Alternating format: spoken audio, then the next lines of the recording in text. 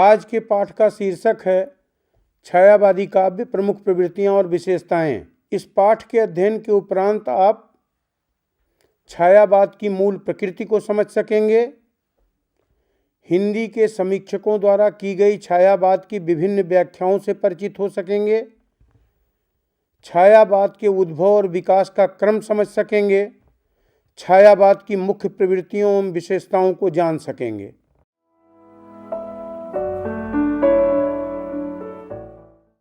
आधुनिक हिंदी काव्य में छायावाद भारतेंदु एवं द्विवेदी युग के बाद का काव्य है। इसका समय सन 1918 से 1936 तक उच्छ्वास से युगांत तक माना जाता है। जयशंकर प्रसाद, सुमित्रानंदन पंत, सूर्यकांत त्रिपाठी निराला और महादेवी वर्मा इस काल के प्रमुख कवि हैं। पल्लव, गुंजन, परिमल, अनामिका, आंसू, कामायनी और यामा इन कवियों की महत्वपूर्ण कृतियां हैं। छायावाद के परवर्ती दिनों में एक अन्य प्रकार की स्वच्छंदतावादी राष्ट्रवादी काव्य प्रवृत्ति विकसित हुई, जिसमें यौवन और मस्ती के गीत गाए गए। इसकी शुरुआत हरिवंश राय बच्चन की मधुशाला से हुई। आगे चलकर इसमें रामेश्वर शुक्ल अंचल, रामधारी सिंह दिनकर, नरेंद्र शर्मा, भगवती चरण वर्मा, बालकृष्ण शर्मा नवीन, माखनलाल चतुर्वेदी, सुभद्रा कुमारी चौहान आदि कवियों ने भी साथ दिया। यह काव्य प्रवृत्ति भी मूलतः रोमांटिक ही थी, किंतु इसमें हृदय की सहज अनुभूतियों की अभिव्यक्ति पर छायावाद की अपेक्षा अधिक बल दिया गया।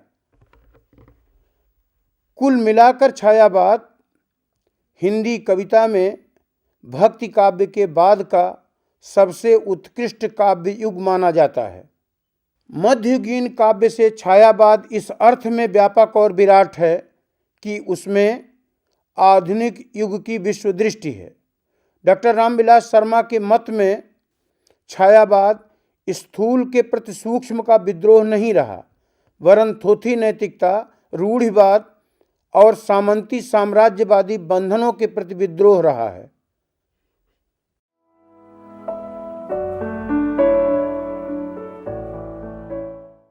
इसी क्रम में छायावाद का उद्भव और विकास पर भी हम चर्चा करेंगे।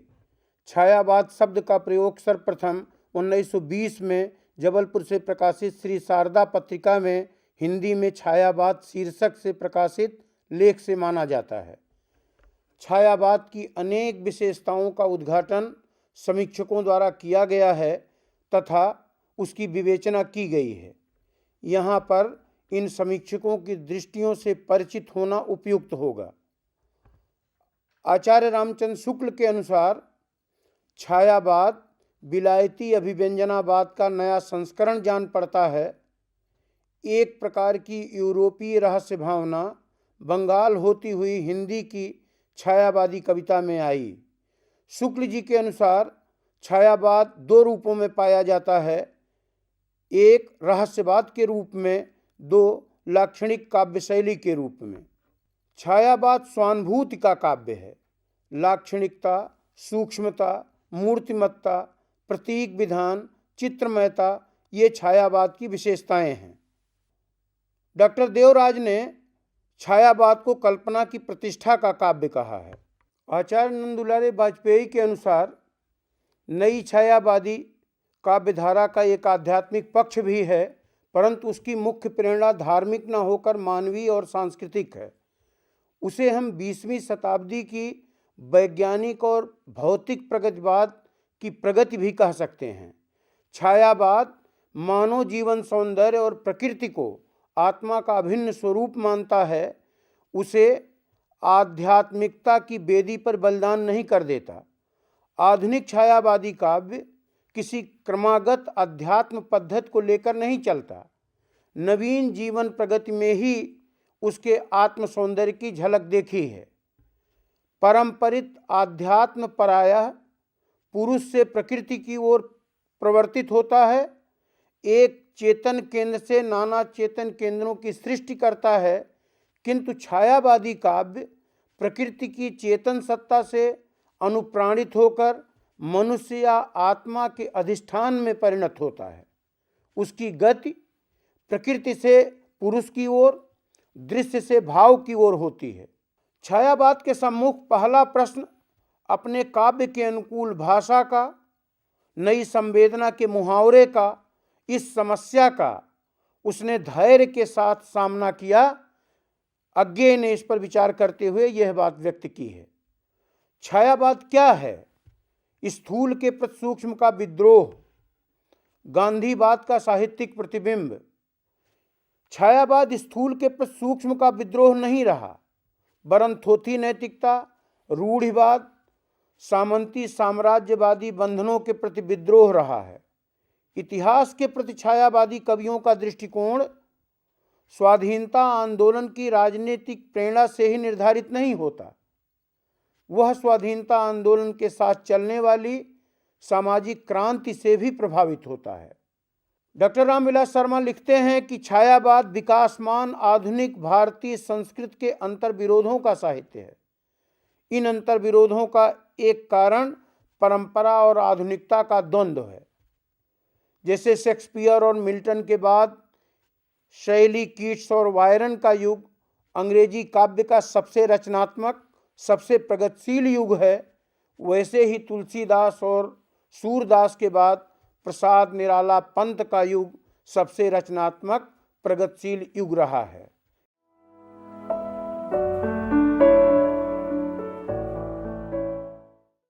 छायावादी काव्य में पुनरुत्थान की भावना के साथ साथ राष्ट्रीयता की भावना भी प्रबल रही है। यह भावना जयशंकर प्रसाद में सर्वोपरि है। अरुण यह मधुमेह देश हमारा, जहाँ पहुँच जनजान क्षितिज को मिलता एक सहारा, जैसी पंक्तियों पर कोई भी देशभक्त गर्व कर सकता है। प्रसाद ने अपने नाटकों में देशभक्ति से संबंधित अनेक ऐसे गीत रचे हैं जिनमें देशभक्ति और आत्मगौरव का ओजस्वी उद्बोधन प्राप्त होता है। छायावादी कवियों ने साम्राज्यवाद के विरुद्ध देश प्रेम, जागरण तथा आत्मगौरव का गान गाया। सरस तामरस गर्भ विभा पर नाच रही तरसिखा मनोहर, फैला जीवन हरियाली पर मंगल कुक्कुम सारा। प्रसाद जी का जागरण गीत छायावादी कविता का मूल उत्स है। हिमाद्रि तुंग सुंग से प्रबुद्ध शुद्ध भारती, स्वयं प्रभा समुज्जला स्वतंत्रता पुकारती। या निराला की कविता जागो फिर एक बार।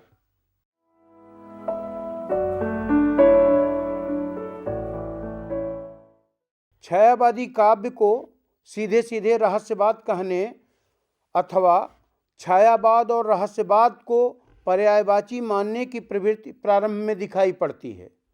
वस्तुतः छायावादी कविता में रहस्यानुभूति के प्राथमिक स्तर ही मिलते हैं। आचार्य रामचंद्र शुक्ल के अनुसार जो ज्ञान के क्षेत्र में अद्वैतवाद है, वही भाव के क्षेत्र में रहस्यवाद है। अर्थात रहस्य भावना का विषय है। भाव के माध्यम से जब कभी आध्यात्मिक सत्ता के प्रति प्रबल उत्कंठा प्रकट करता है, तब रहस्यवाद की सृष्टि होती है। एक अर्थ में रहस्यवाद परम सत्ता के प्रति आत्म का प्रणय निवेदन है। इसे ससीम के प्रति असीम के प्रति अलौकिक उत्कंठा और अन्वेषण की ललक के रूप में देखा जा सकता है। छायावादी कवियों के लिए उनके परम प्रियतम का स्वरूप घोषित रूप में ईश्वर है या मनुष्य, यह अज्ञात है। परंतु भक्तकालीन कवियों का परम प्रियतम घोषित रूप से ईश्वर ही है। महादेवी वर्मा का संपूर्ण काव्य परोक्षतः प्रियतम के रहस्य संकेतों से भरा हुआ है। प्रसाद और निराला में भी कुछ गंभीर स्तर पर रहस्यानुभूति का स्पर्श है। उदाहरणार्थ, कौन आया था न जाने स्वप्न में मुझको जगाने, याद में उन उंगलियों की है मुझे पर युग बिताने, महादेवी वर्मा की पंक्ति है। शशिमुख पर घूंघट डाले, अंचल में दीप छिपाए, जीवन की गोधूली में कौतूहल से तुम आए, प्रसाद की बड़ी चर्चित पंक्ति है। या निराला की चर्चित पंक्ति, कौन तम के पार रेखा, या पंत की चर्चित पंक्ति, न जाने नक्षत्रों से कौन निमंत्रण देता मुझको मौन।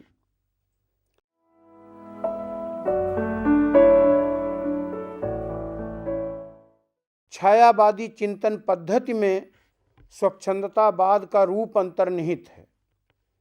इसका कवि सब कुछ अपने रंग में रंगकर देखता है और अपने हृदयगत भावों को उन्मुक्त होकर अभिव्यक्ति देता है। न उस पर समाज का अंकुश है, न नैतिकता का, न किसी रूढ़ की डोरी से न बंधा हुआ मुक्तात्मा और मुक्त शरीर है। एक ही समय वह जूही की कली और विधवा दोनों ही कविताएं लिखता है।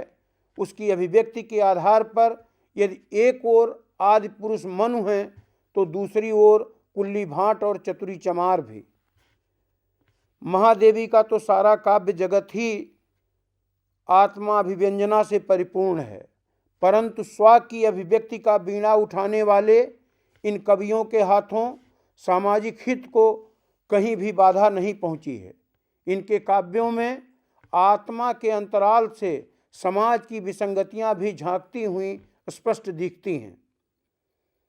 अंतर्दृष्टि देने वाली कल्पना और जीवन दृष्टि देने वाली कल्पना, इन दोनों की सुंदर अभिव्यंजना छायावादी कविता में हुई है।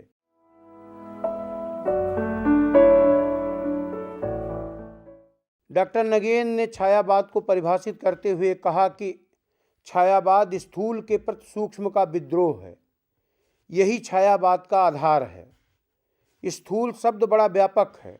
इसकी परिधि में सभी प्रकार के बाह्य रूप, रंग, रूढ़ आदि सन्निहित हैं और इसके प्रति विद्रोह का अर्थ है उपयोगितावाद के प्रति भावुकता का विद्रोह, नैतिक रूढ़ियों के प्रति मानसिक स्वातंत्र्य का विद्रोह और काव्य के बंधनों के प्रति स्वच्छंद कल्पना का विद्रोह।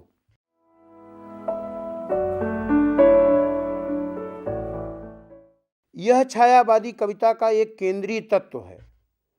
इसीलिए महादेवी वर्मा ने कहा है कि छायावादी युग का काव्य स्वानुभूति प्रधान होने के कारण वैयक्तिक उल्लास विषाद का सफल माध्यम बन सका।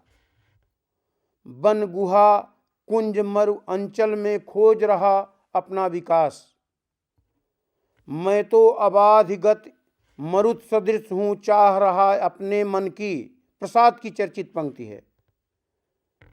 छायावाद व्यक्तिवाद की कविता है जिसका आरंभ व्यक्ति के महत्व को स्वीकार करने और करवाने से हुआ, किंतु पर्यावसान संसार और व्यक्ति की अस्थायी शत्रुता में हुआ। आत्मकथा उसका विषय हो गया, मैं उसकी शैली। जयशंकर प्रसाद ने लिखा है कि छायावाद स्वानुभूति का काव्य है। लाक्षणिकता, सूक्ष्मता, मूर्तिमत्ता, प्रतीक विधान, चित्रमयता ये छायावाद की विशेषताएं हैं।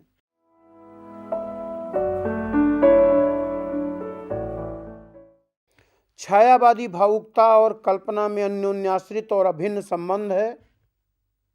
संभवतः कल्पना शब्द का जितना अधिक प्रयोग और उसकी जितनी लोकप्रियता छायावाद के द्वारा मिली, उतनी पहले कभी नहीं मिली थी। एक अर्थ में छायावाद भावुकता और कल्पना का कोश है।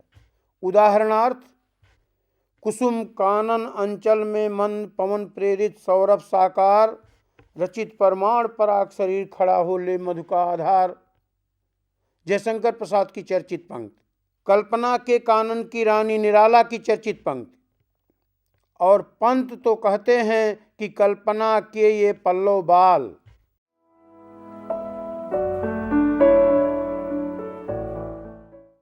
छायावादी कविता में सर्वात्म विश्व दृष्टि उपस्थित है। वह एक तरफ प्रकृति को सचेतन सत्ता मानता है तो दूसरी तरफ समन्वय की विराट चेष्टा करता है। उसकी दृष्टि न सिर्फ विशिष्ट है बल्कि उसकी दृष्टि में इतनी विस्तृत है कि वह लोक परलोक, प्रकृति एवं रहस्य तक जाती है।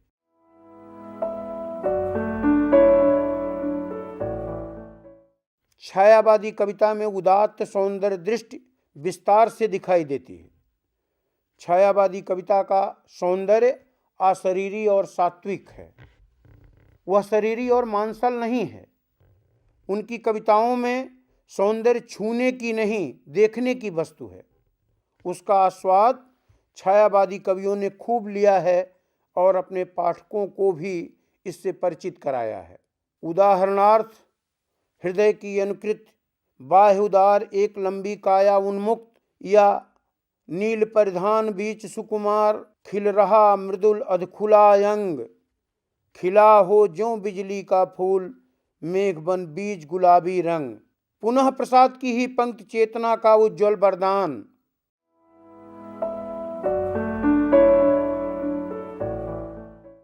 छायावादी कवियों के लिए प्रकृति एक सचेतन सत्ता है। इन कवियों ने प्रकृति के छिपे हुए अनेक सौंदर्य स्तरों की खोज की। वह आधुनिक मानव के भौतिक और मानसिक विकास का सूचक है। इस सौंदर्य बोध का विकास प्रकृति और मानव के पारस्परिक संबंधों का परिणाम है। प्रकृति ने मनुष्य में सौंदर्य बोध जगाया और मनुष्य ने उद्बुद्ध होकर प्रकृति में नवीन सौंदर्य की खोज की। उदाहरणार्थ, कपोलों में उर का मृदुभाव, श्रवण नयनों में प्रिय बर्ताव, या सरल संकेतों में संकोच, मृदुल अधरों में मधुर दुराव। पंत की चर्चित पंक्तियां।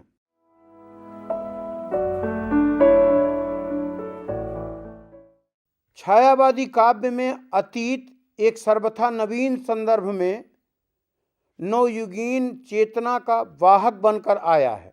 प्रसाद ने कामायनी में पौराणिक पुरुष मनु की कहानी द्वारा आधुनिक मानव मन की कहानी कही। निराला ने शिवाजी, राम सभी का स्मरण किया, पर इनके स्मरण के संदर्भ नवीन हैं। पंत भी पुरातन के लिए व्याकुल दिखाई देते हैं। ले चल मुझे भुलावा देकर मेरे नाविक धीरे धीरे।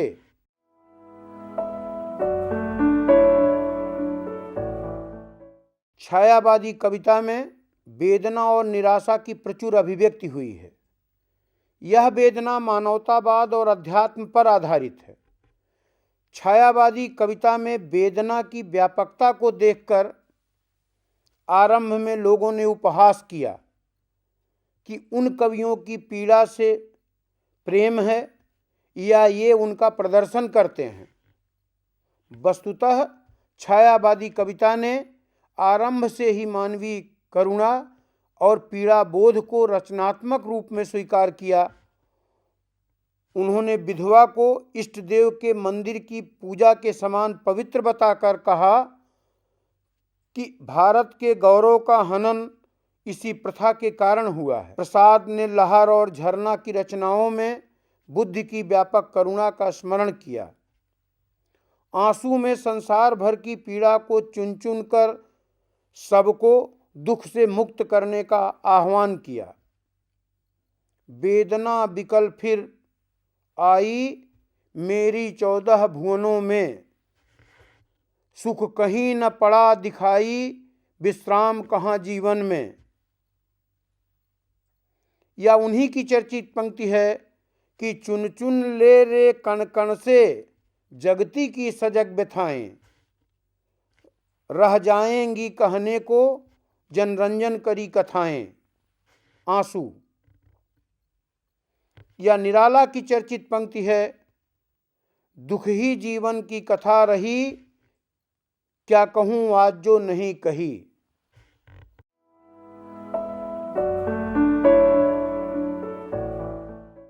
छायावादी कवि परंपरा का भंजक है। वह बनी बनाई काव्य रूढ़ियों को तोड़ने के साथ ही सामाजिक एवं नैतिक बंधनों को भी उच्छिन्न करता चलता है। छायावादी कवि धर्म की व्याख्या अपने ढंग से करता है। अपनी इन्हीं अतियों के कारण छायावादी कवियों को पारंपरिक आलोचकों का कड़ा विरोध भी सहना पड़ा, पर वे अपनी राह पर सफलतापूर्वक चलते गए और अपने को विद्रोही रूप में स्थापित करके ही सांस ली। काव्य रूढ़ियों के प्रति विद्रोह का भाव प्राचीन रस, छंद, अलंकार और भाषा शिल्प को छोड़कर नए प्रयोगों में प्रकट हुआ। ब्रज भाषा को छोड़कर इन कवियों ने खड़ी बोली को अपनाया। रस, अलंकार, छंद के बंधनों को अस्वीकार करके कविता को मुक्त करने का अर्थात मुक्त छंद का प्रवर्तन इन्हीं कवियों ने किया। निराला ने लिखा, अर्ध विकच इस हृदय कमल में आतूं, प्रिय छोड़कर बंधन में छंदों की छोटी राह। समाज की रूढ़ियों के प्रति भी तीव्र विद्रोह का स्वर छायावादी कविता में मिलता है। जिस विधवा के लिए अभिशाप ही जीवन था, उसको सब तरह से तिरस्कार और अवहेलना मिलती थी, उसे छायावादी कवि सबसे अधिक पूज्य बनाता है।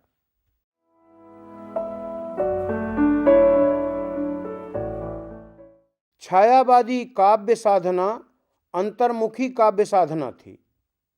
इसका प्रत्येक कवि श्रेष्ठ आत्मचिंतक है। दुनिया के सारे दुख उसके अपने दुख बन गए हैं। प्रसाद आंसू में अपने करुणा कलित हृदय की तरल अभिव्यक्ति करते हैं। महादेवी का तो सारा काव्य जगत ही करुणा से ओतप्रोत है। महाप्राण निराला में भी इसी भावना का समावेश सरोज स्मृति तथा तिमिर दारण मिहिर दरसो आदि कविताओं में हुआ है। सामंती रूढ़ियों से नारी को मुक्त करके भी छायावादी कवियों ने राष्ट्रीय आंदोलन में सहयोग दिया। तिरस्कृत विधवा को इष्ट देव के मंदिर की पूजा सी पवित्र कहना, भोग्या नारी को संग में पावन गंगा स्नान की कल्पना करना और उसे देवी माँ सहचर्य प्राण कहकर पुकारना आदि बातें आधुनिक कवि के नारी आदर्श की सूचक हैं। छायावादी कवि ने नारी को अपमान के पंख और वासना के पर्यंक से उठाकर देवी और सहचर्य के उच्च आसन पर प्रतिष्ठित किया। मैं अनंत पथ में लिखती जो सस्मित सपनों की बातें, उनको कभी न धो पाएंगी अपने आंसू से रातें। ये महादेवी की चर्चित पंक्ति है। या पंत की पंक्ति, सरल भवों में था आकाश, हास में सहसों का संसार, तुम्हारी आंखों में करबास, प्रेम ने पाया था आकार।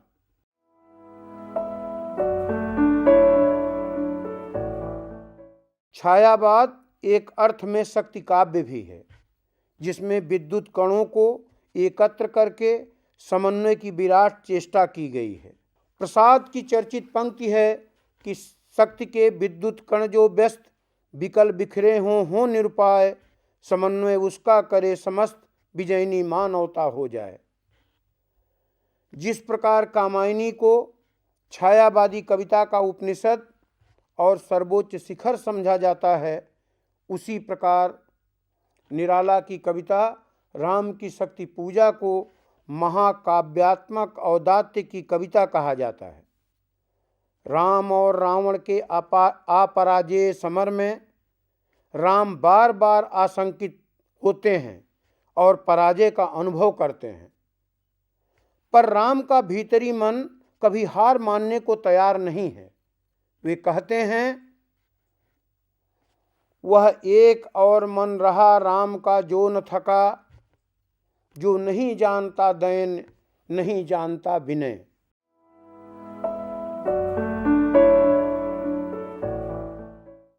छायावादी कवियों ने शब्दों से नए अर्थ, अर्थों से नई चेतना, चेतना से नया कलाबोध और कलाबोध से नई सौंदर्य भंगिमा द्वारा हृदय को स्पर्श कर नए रसबोध का संचार किया। लाक्षणिकता, बिंब विधान, प्रतीक विधान, चित्रमयता, प्रगीति तत्व, प्रबंध कल्पना की नवीनता, शोक गीत का रूप, राष्ट्रीय गीत, विशेषण तथा विपर्यय आदि अनेक रूपों का विकास छायावादी कविता में हुआ। भाषा, अलंकार योजना, प्रकृति निरूपण, छंद विधान आदि सभी क्षेत्रों में छायावादी काव्य नवीनता को लेकर आगे बढ़ा है। प्रकृति का प्रतीक रूप में प्रयोग, भाषा की चित्रमयता एवं लाक्षणिकता, गेयता, नवीन अलंकारों का विधान छायावादी काव्य की अपनी विशेषताएं हैं। गेयता छायावादी काव्य का एक प्रमुख गुण है। छायावादी कवियों का अलंकार विधान अत्यंत कलात्मक है। छायावादी काव्य अभिव्यक्ति की एक सर्वथा नवीन भंगिमा लेकर प्रस्तुत हुआ है। उसकी इस चेष्टा ने भाषा को जो शक्ति प्रदान की, वह संस्कृत जैसी शक्तिमयी भाषा को भी पीछे ढकेल देने वाली है। छायावादी कवियों की नवीन अभिव्यंजना शैली से मंडित होकर हिंदी विश्व की उदात्ततम काव्य भाषाओं की पंक्ति में जा बैठी। निसंदेह इस अर्थ में छायावादी काव्य व्यापक और विराट है। उसमें आधुनिक युग की विश्व दृष्टि एवं मानवीय गंध है।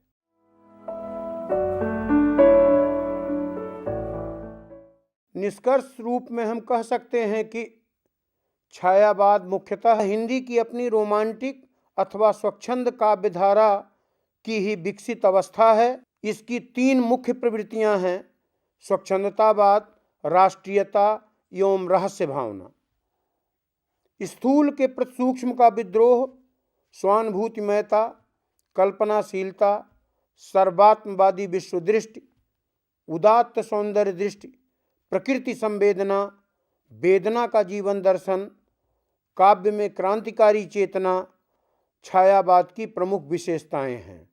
गेयता छायावादी काव्य का विशिष्ट शिल्प विधान है।